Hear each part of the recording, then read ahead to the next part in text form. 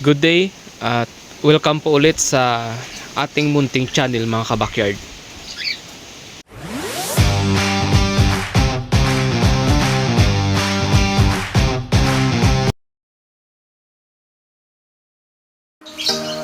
For today's video mga kabakyard, i-update ko po kayo sa ating mga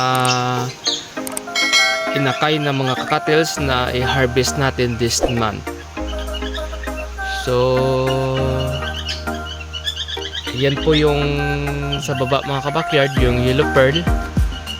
Yan po yung bagong baba natin na inakay.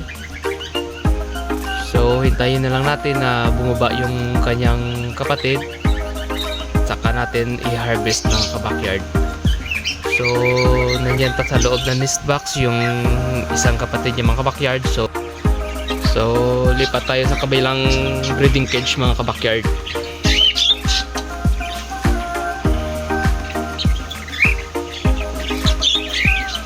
So ito po pala yung ikalawang breeding cage natin mga kabakyard na mayroong mga bagong pababang mga inakay mga kabakyard.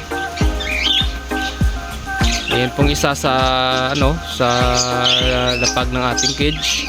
Yan po yung isang inakay natin. At yung nasa una at yan din po yung isang inakay.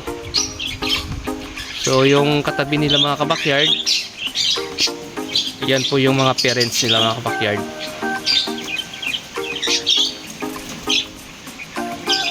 So isasabay na lang natin yan i-harvest sa unang cage mga kabakyard na mayroon din pababang mga inakay. So lipat tayo sa kabilang cage mga kabakyard.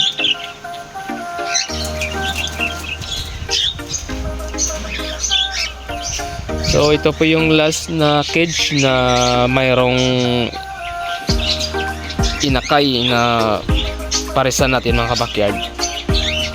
So yan po yung yung Lutino.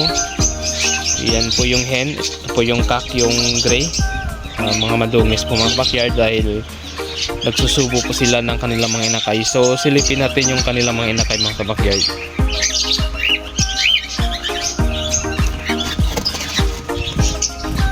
So ito po yung mga inakay nila mga kabakyard. So magaganda at malulusog na mga inakay mga kabakyard. So siguro this week bababa na to. Isasabay na rin po natin ito sa i-harvest natin. Ayan po mga kabakyard, isang Lutino, isang white pearl, yellow pearl at albino mga kabakyard.